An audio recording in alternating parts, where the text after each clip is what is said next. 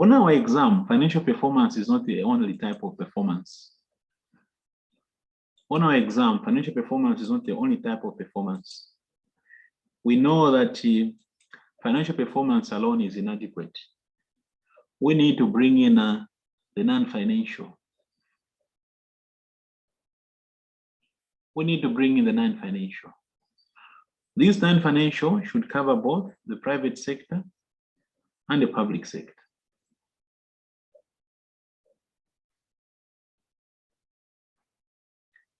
The private sector and the public sector.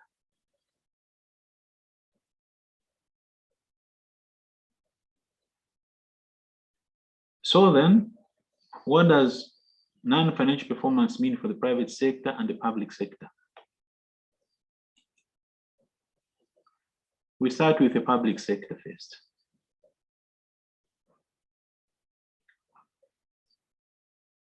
The two models that we use are value for money and the league table. Non-financial performance is particularly more useful. Non-financial performance is primarily the approach to use in the not-for-profit organizations. Now, these organizations are characterized by many aspects. One, these organizations have got multiple objectives.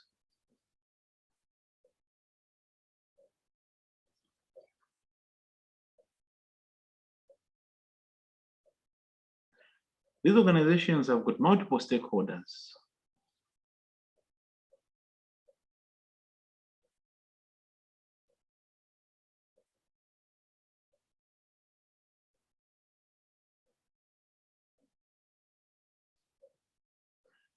These organizations have no profit motive.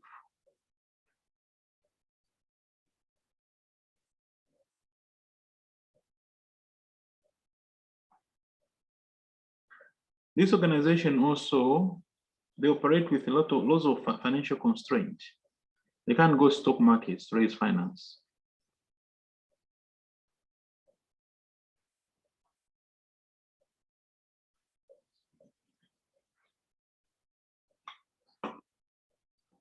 The output is not order defined or lack of cost units.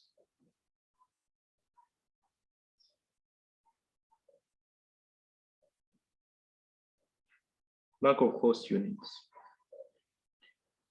So because of these reasons, then primarily we evaluate performance using non-financial variables. And the variables and the models that you can use, the two models you can use is value for money and league table. Let's talk about value for money. Let's talk about value for money.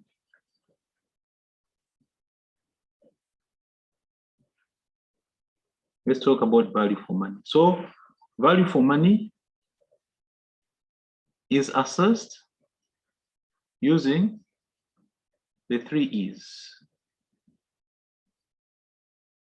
Value for money is assessed using the 3 E's, where we ask the question, in the way we provided the service,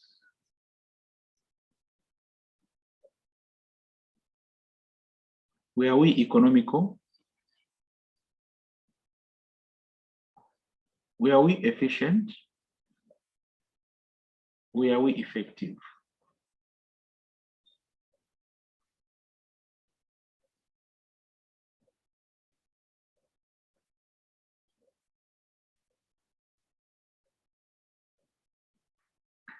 Were we economical? Were we efficient? Were we effective?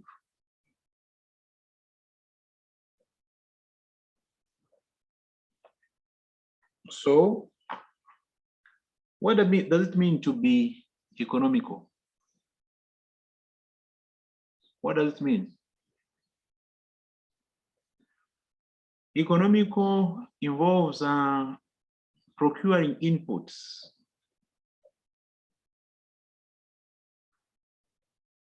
Procuring your major inputs at lowest cost.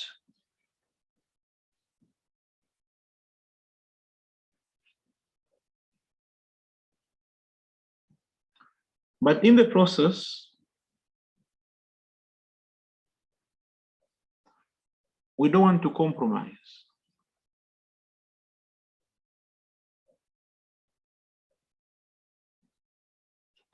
We don't want to compromise the quality and even your quantity.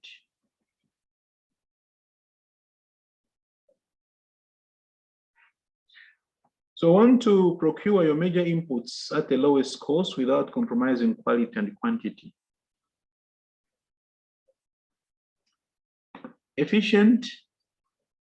When are we efficient? So in being efficient, we assess the inputs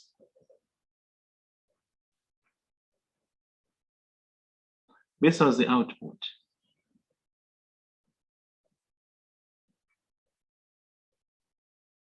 So it's the input versus output. And when are we described to be efficient? It's when we maximize output per unit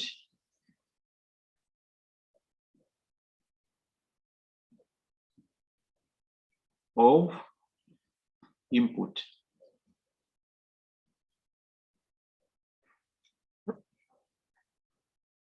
Maximize the output per unit of input. For every 1 unit of input, how much output do we get? When are you effective? It's when you achieve your objectives.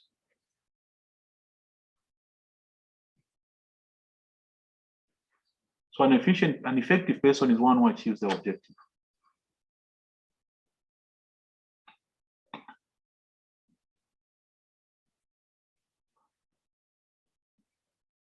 So then how do you carry out a value for money audit? Well, you look at the major inputs of the organization and you look at the cost that you paid.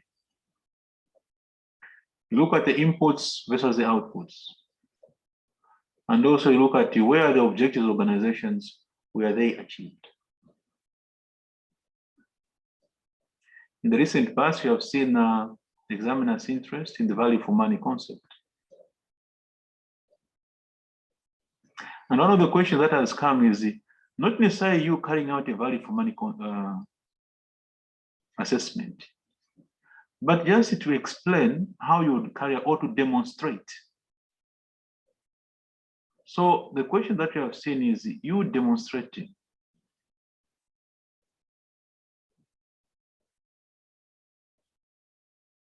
how value for money would be carried out.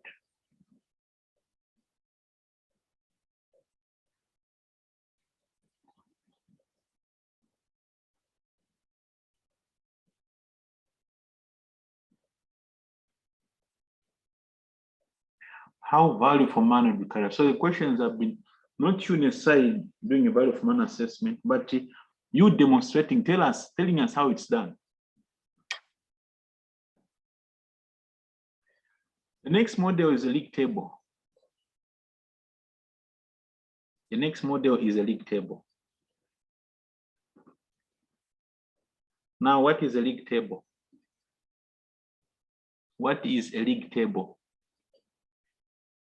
What is it used for? What is a league table and what is it used for?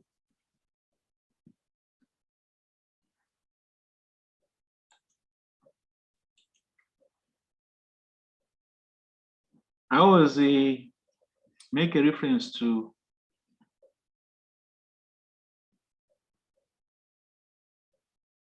yes, somebody has answered there. I've seen the posting. A league table, I normally refer to a soccer league table.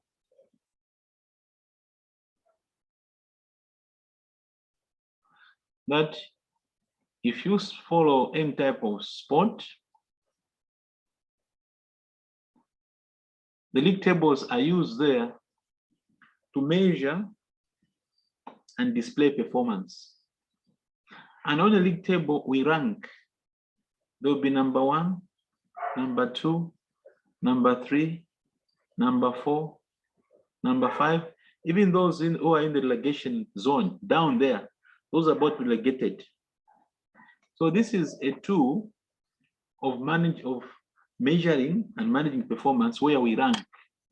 So in a league table, whatever league table we rank, there will be somebody who occupy the best position, and certainly there will be somebody who occupy the last position. The question is, on what basis do you rank? In many sports league tables, it's the points that you accumulate after each successful game. It's the points that you accumulate after each successful game. After you win each soccer match, you get 3 points. Another one, 3 points. You lose, 0. You draw, 1.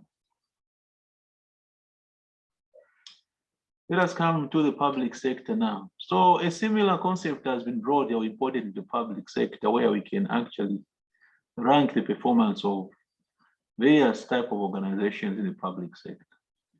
The police force, the schools, universities, and all that. Now, the question is, how do we rank organizations in the public sector? On what basis? How do we score them? That's the biggest problem. So the biggest problem is how to come up with a score. It's a scoring system. That's the biggest problem. How do we score the organization? So normally what we do is we look at a number of factors, set parameters, good. So we look at variables. You look at the variables, like in a school, we can think about a number of variables and give them weights. And based on those weights, allocate a score. So one can argue that, but how do you allocate even those weights? So that's a problem. So normally work with an average score, taking into account a number of variables.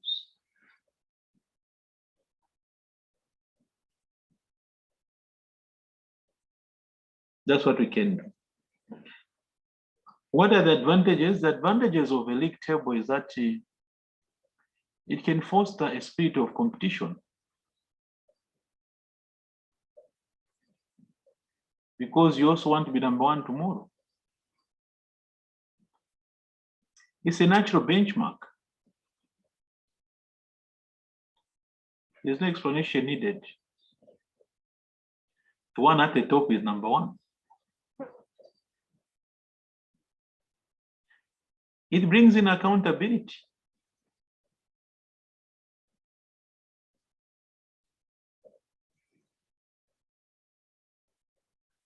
Because people ask you, why are you number last all the time? Why is your school at the bottom all the time?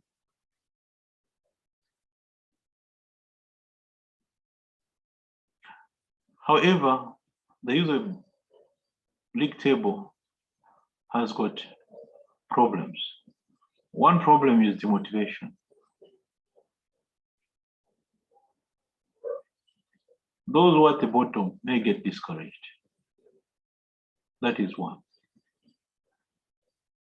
So that's one problem that you have, demotivation. Number 2, the sharing of resources. It may discourage.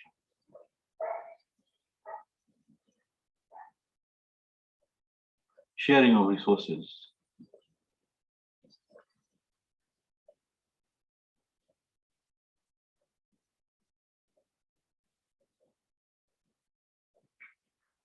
It may discourage that.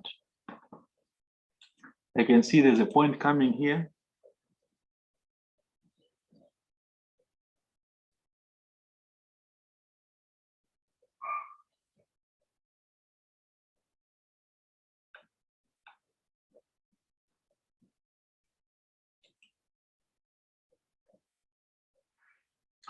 How do you come up with a score?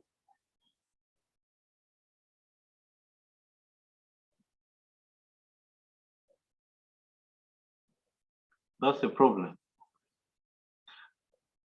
The impact of the environment.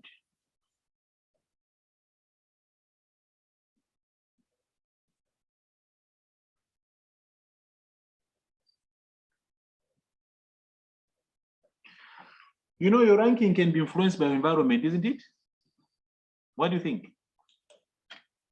If you rank a school which is in the rural area and the one in the urban area, the environment itself does an impact, isn't it? A school in the rural area is naturally disadvantaged. So we can narrate several points here.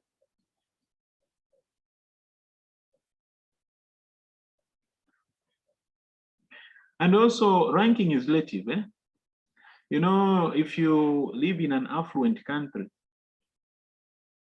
and you go to the hospital which is ranked #1, say, okay, in an affluent country, there's a league table and the hospital is #1.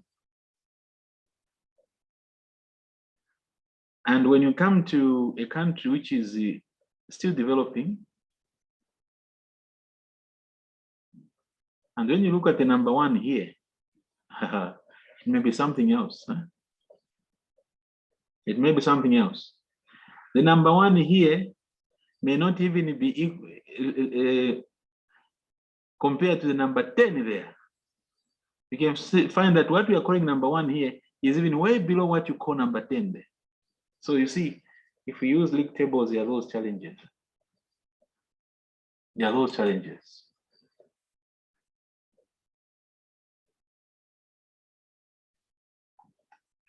Okay. So in June 2016, the same paper that we looked at, to me, it's a very nice paper. A very nice paper that we can use.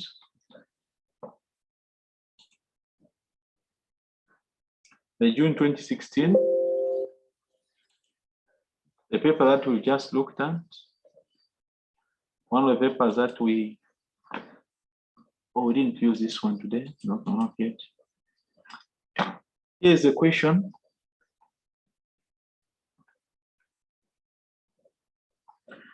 Advise the Thailand government how it could assess the value for money of the investors. So you are giving advice.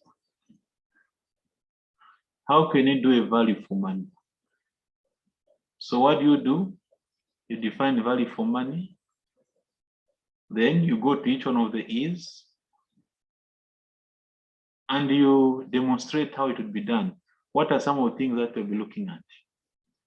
Economy, efficiency, and effectiveness.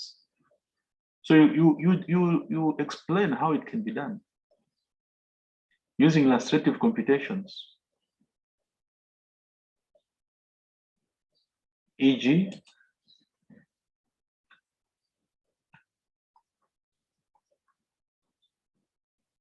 here we are.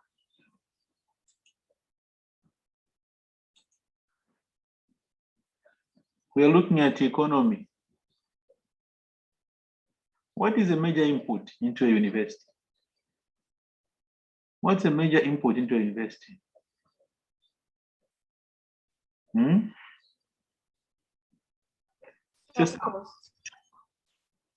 Staff. Good. And then you've got the payroll cost. So you may want to find out what is the cost per each member of staff. So we take that, divide by that. So you're now demonstrating that in doing an economy assessment, basically we look at how we procure our major input, the cost of procuring major inputs. The cost of procuring major inputs. So in this case, you demonstrate, you calculate this, you divide by that, divide by that, and that, divide by that, divide by that. Then based on this, we find the cost. Then we are going to warn that you need to be very careful when you are now making a conclusion. It doesn't necessarily mean that in a university with highest cost per employee is not economical. No, it may not be. So an explanation will say that, well, all things being equal, an economical university will be the one with the lowest cost per member of staff. However, care needs to be taken before a conclusion can be arrived at. Why? Because that also may just reflect the location. It may just reflect the location. Meaning, in some locations, like in urban areas, the staff cost may be high because of the high cost of living. So that is the way we would proceed. What of efficiency? We look at the inputs and the outputs.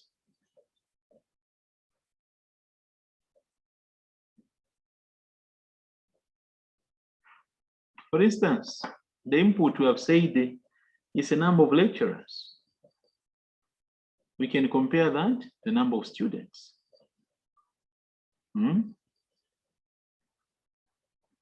How many students are we getting per each lecturer? How much output are we getting per each academic staff? So that's an example there.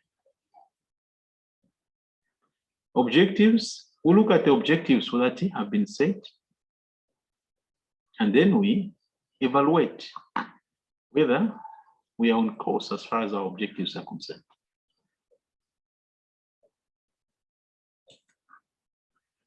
The other part of the question was saying, assess the potential benefits of league tables for improving the performance of universities in Thailand, and discuss the problems of implementing the proposal to introduce league tables. This is a traditional question, isn't it? This is your traditional question.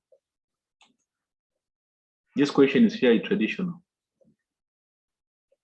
Whenever we get a question in the league table, what we expect would be the benefits and the potential problems. So far, that's the question that we want to prepare for. And it's more or less a cut and paste, huh? Yeah.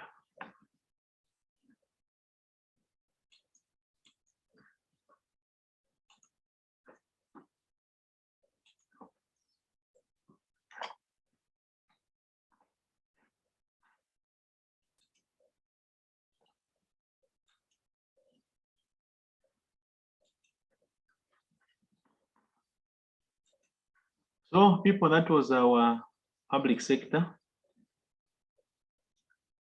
We make a move to the private sector. Much as the public sector organizations are the primary users of non-financial approach, private sector organizations also have embraced the concept. Private sector organizations have also embraced the concept. Now the question is, when you come to the APM exam, what aspects do they want us to cover? How is the syllabus summarized? Or what are the components that our syllabus is talking about? The good news is that there's just 3 items. There's what we call the models, HRIM, and Japanese management philosophies. Only these 3. So our work is quite easy. Our work is quite easy. Let's go and check our work on these items. Models, the student's favorite area on this exam. This is the student's favorite area. I'm sure you are all looking forward to a question. You are all looking forward to a question on these models. So the way you understand these models is, why are they on our syllabus? They are there to bring in the concept of non-financial.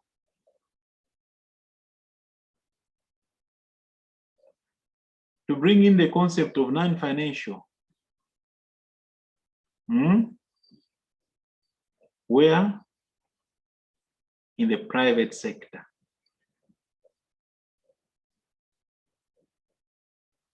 So when you look at each and every one of these models, ask yourself, how does it bring in this perspective? That's a question you must answer. Or another way is you must ask yourself, how does it complement the traditional approach? So we must tell ourselves that the financial performance, that's a traditional approach. We have no problems. But what contribution do these models make? What difference do they make? And if you do that, you notice that you are going to understand why we have these on our syllabus.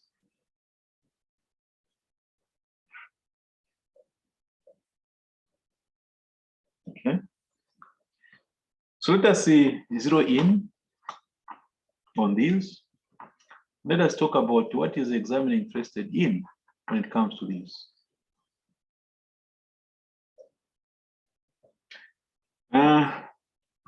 There are questions that help us to see what the examiner is interested in. Okay. Let's sample some of these. Let us sample some of these. So let's go.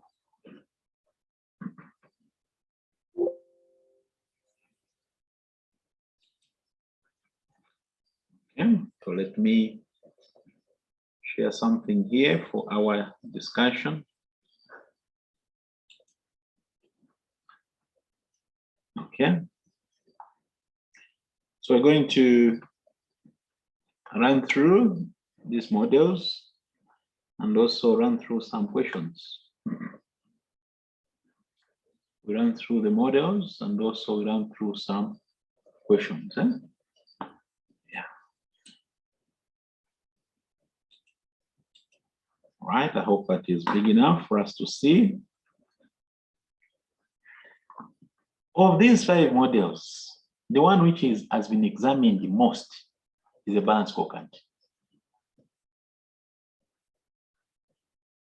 Of these models, we can say with certainty that the one which has been examined the most is the balance scorecard.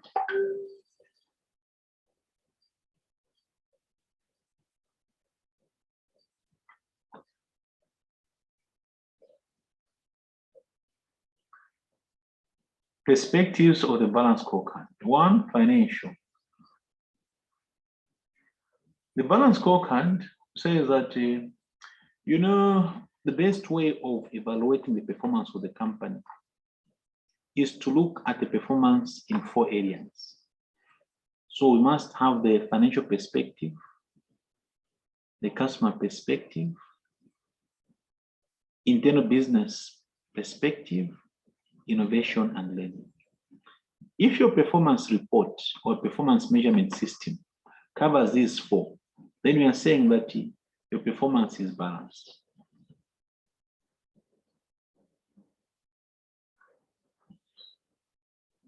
We cannot leave out the financial. Why? We covered in the morning this aspect, isn't it? That organizations are primarily there to achieve financial objectives. Shareholders have invested for financial return.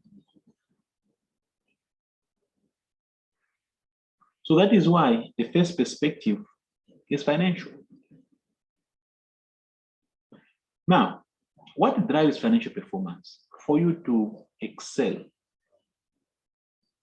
what do you need? You need happy customers.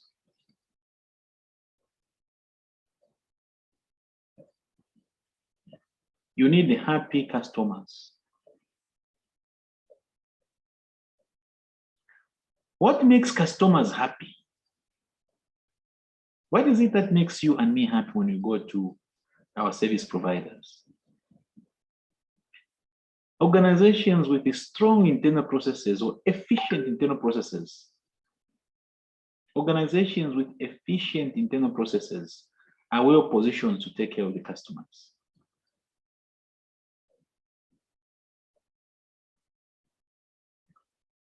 Nowadays, we talk about sustainability.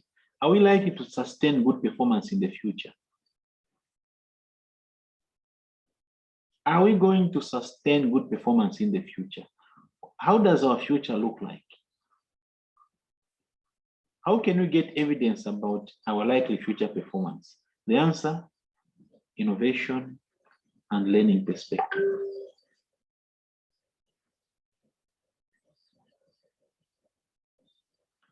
Innovation and learning perspective.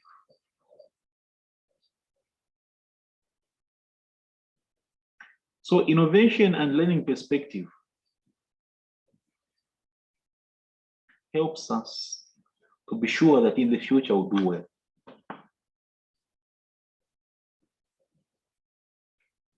Okay. So we are more likely to answer a question in balance scorecard in the exam than the other models, because it's the one which has been examined most. Now let's talk a little bit more about these perspectives. Let's talk a little bit more about these perspectives. How does this financial perspective here differ from a traditional one? In the financial perspective on balance scorecard, the focus is not just any area, no. The focus is on shareholder value creation. So traditional reporting perspective must not be overlooked, no. Market share and sales growth, include them here. But also here, the major aspect is value added. And some of you say, are we talking about EVA? Yes, yes, from the examination point of view, we're talking about EVA. So this financial perspective is different from the traditional one because our focus here is on value creation.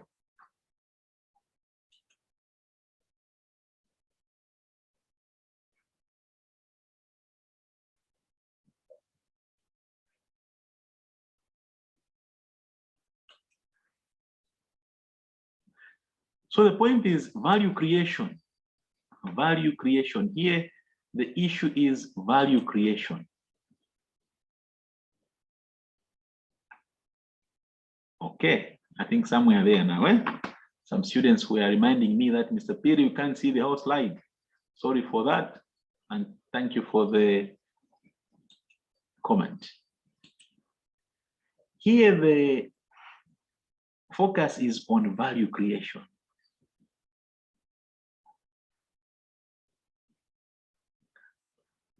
What of the customers? Now, this is a new perspective. This perspective is not there. This perspective is not there on the traditional. How should we appear to customers? This perspective concentrates on customers' concern. What are customers? You and me are customers, isn't it? Yeah, what are you looking for?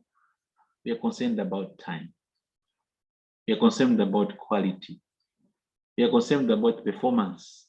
We are concerned about the service.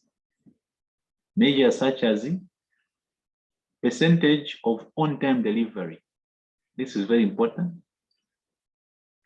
Customer rejection rates. So the idea is we need to get a feel of what are our customers saying? What are our customers saying?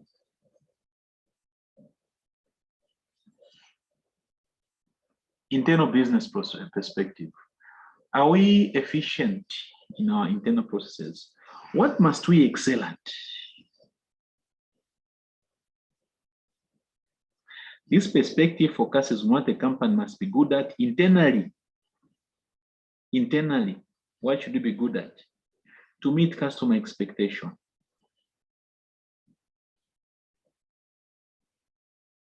Control measures will focus on the core competencies, the skills, productivity, and cost.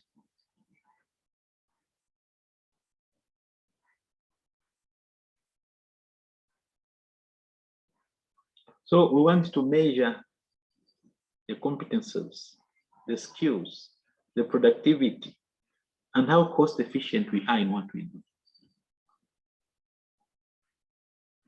And lastly, innovation and learning perspective. Can we continue to improve and create value?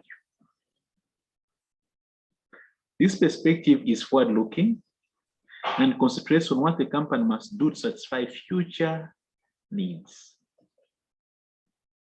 And your KPIs include time to market for new products and percentage of revenue from the new products will tell us what our future will look like.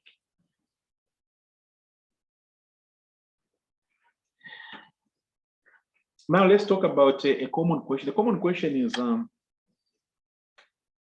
using any of these models to evaluate the current performance measurement system that organizations have.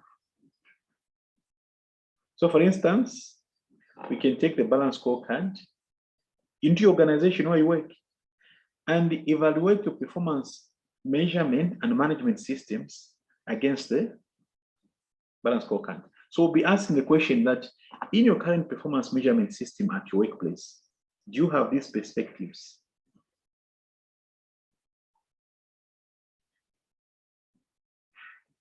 That's one potential question.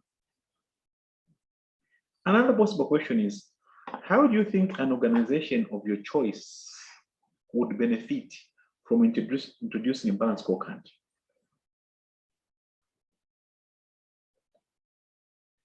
How can an organization benefit from introducing a balance scorecard? That's another question. Here on my right, we have the features or the benefits of the balance scorecard. Number one, it covers all areas of performance, looks at internal and external issues, internal business processes, looks at customers, related to key elements of an organization's strategy.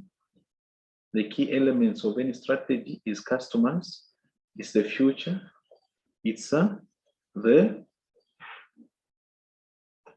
strategic capabilities. From your strategy studies, you remember that the strategy is about our customers. It's about our strategic capabilities. It's about the future. Links financial and non-financial measures. How? There's a link actually here, there's a story. There's a link or there's a story here. What is the link or the story? The story is, if we excel here, what will happen? We're going to find that we're going to have good financial resource.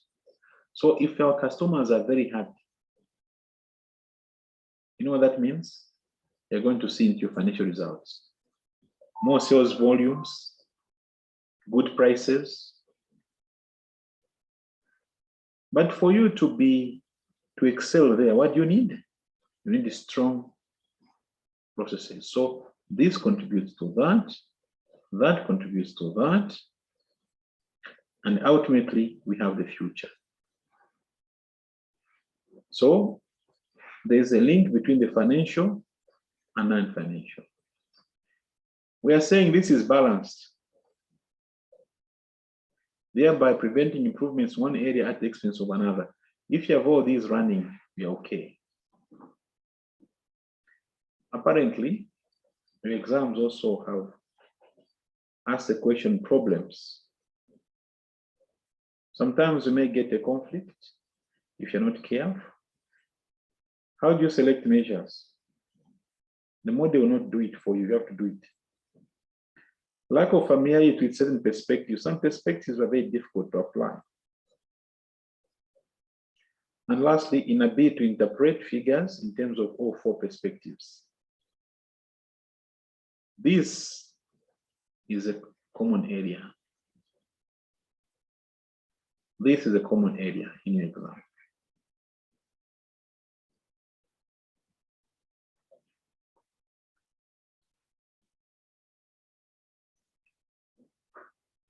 Okay. Let us make a move to another one.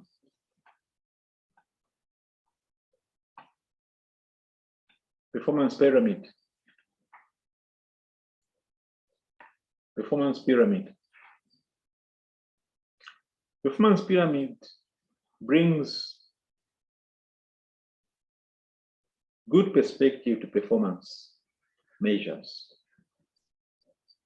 So instead of your organization just relying on traditional measures, we are saying the performance pyramid brings in added perspective, meaning there are features of a pyramid. The performance pyramid links the overall strategic view of management with day-to-day operations. That's the most important item that's coming in. This model helps us to link the top of the organization with operations. So the vision is going to be translated all the way into your operations. If you adopt the performance pyramid,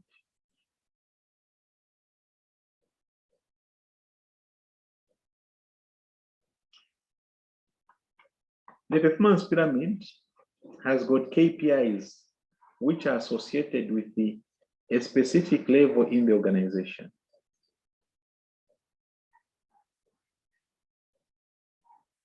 The performance pyramid has got KPIs for all the levels. The pyramid shows that every level of the organization has got a different concern. At corporate level, financial and market objectives are set and actioned. So here, we've got market satisfaction and financial measures. These are the KPIs at that level. At the strategic business unit level, we now need support for this. So the support is customer satisfaction, flexibility, and productivity. So customer satisfaction comes from customer satisfaction. Market satisfaction comes from customer satisfaction and flexibility. Financial results also come from flexibility and productivity.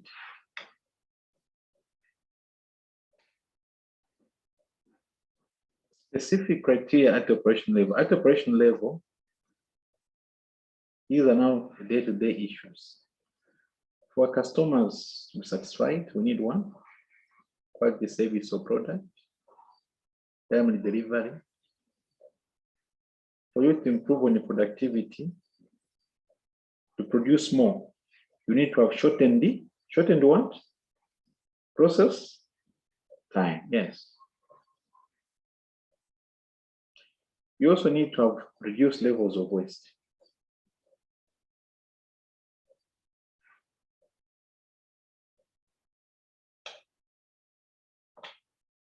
So these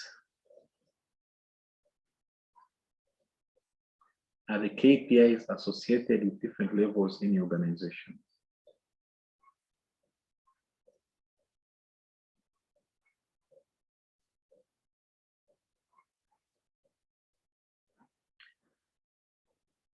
Let's continue investigating the advantages of this model. This model touches on the external effectiveness and internal efficiency. What does that point mean? This is to do with the external efficiency. If you look at this side deals with external effectiveness. That deals with the internal efficiency. So then both are covered, that one and that one.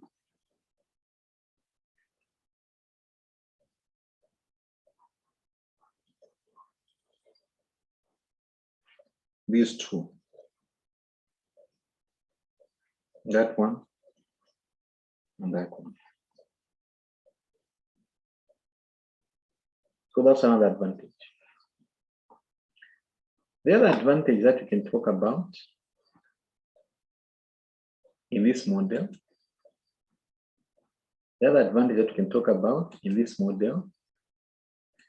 is the fact that it shows the outcome and the drivers of the outcome.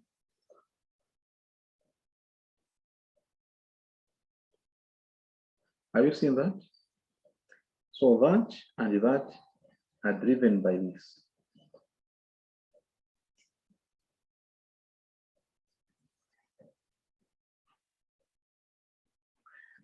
And these are driven by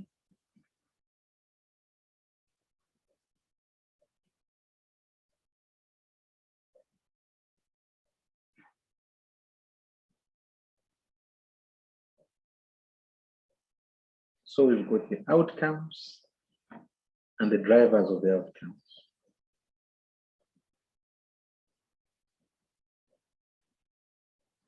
And the drivers.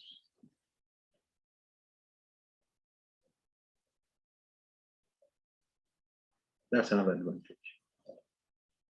This question has come a number of times explaining how performance pyramid can help an organization. So we have seen that the corporate vision can be translated into operations. So we've got operations that are linked to corporate vision. We've got outcomes and the driver of those outcomes. We've got internal and external impact.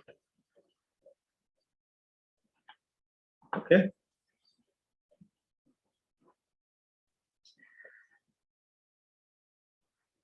Let's make a move.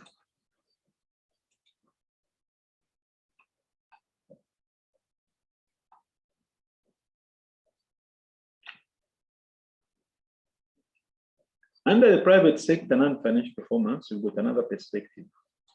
What is that? Building block model. The building block model. Now, if you look at this visual display here, it's literally like blocks on a wall. When we are building a wall, these appear to be blocks, isn't it? When you're building a wall, that's a structure that we get out of our blocks. So we call this a building block model. And there's an argument that the building block model was devised as a way of measuring performance in the service industry. So we're saying the service industry is a very good candidate for this model. Reason, because of these challenges that the service has. The service has got several challenges: maternity, perishability, heterogeneity, intangibility, and no transfer of ownership. So this makes it a little bit of a challenge when it comes to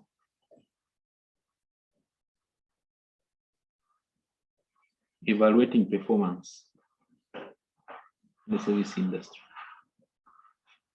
So how does a good performance measurement system look like? A good performance measurement system should have 3 blocks. 1, standards. Number 2, rewards. Number 3, dimensions. Meaning, a good performance management system should start with a system of standards. Now, some of you say, Mr. Pri, this sounds like what we covered earlier on in the morning about the goals. Yes.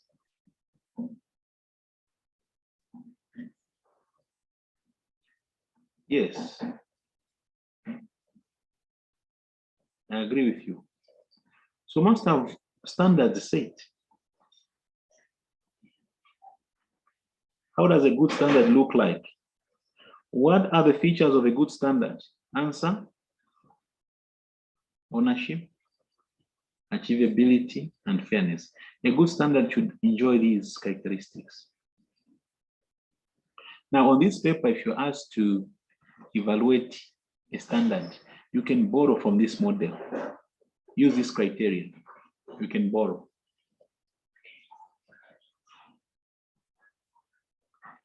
You must set standards on these areas here. These are the areas on which you must set standards: competitive performance, financial performance, quality of service, flexibility, resource utilization, and innovation. So these are areas on which you must set the standards. These are the areas on which you must set the standards.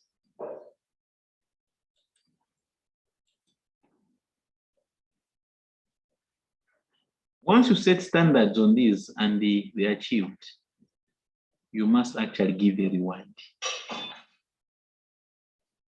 A reward must be given in recognition of achievement of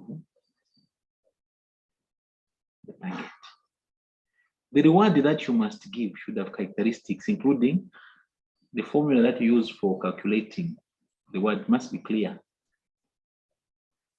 The formula that you use, or in other words, how you calculate the reward, it must be clear. The reward must be motivational. It must have a positive motivation impact.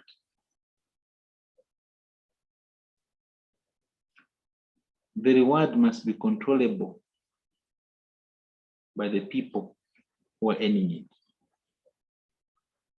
If I work very hard, I must be able to get more of it. Not like where I work or not. So it must be controllable. I must be able to control the variables. It must have a motivational impact. Meaning, you know, when you get a bonus, even the family at home must see that, today, things are happening. The children and the dependents must see that today, there's something that has happened. It must have that impact.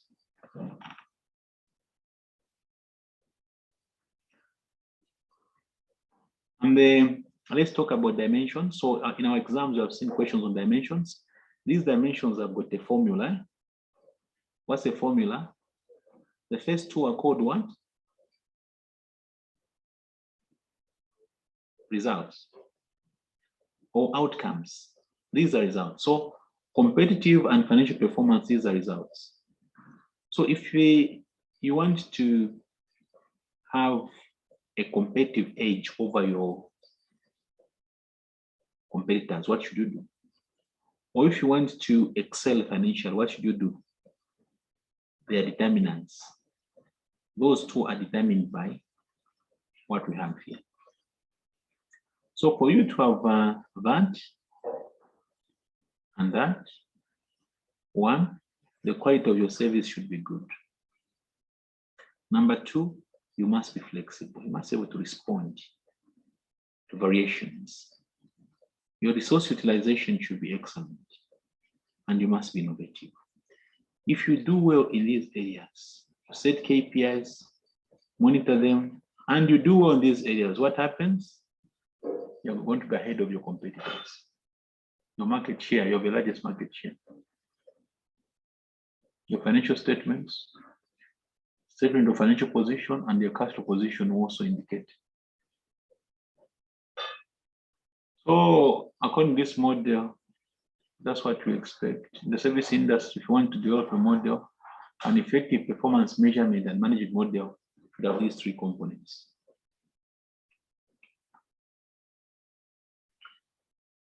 Examiners have not asked questions all the time on the full aspects of the model, no. Sometimes they just focus on one aspect of the model. One aspect on, instead of talking about everything, sometimes they just talk about dimensions, that's all. or standards and rewards. Secondly, you must also be able to use the model to evaluate any performance management system. Any performance management system. For instance, you can go to your own organization, take your own organization and ask yourself, in my organization, where are we on the concept of standards? Which dimensions?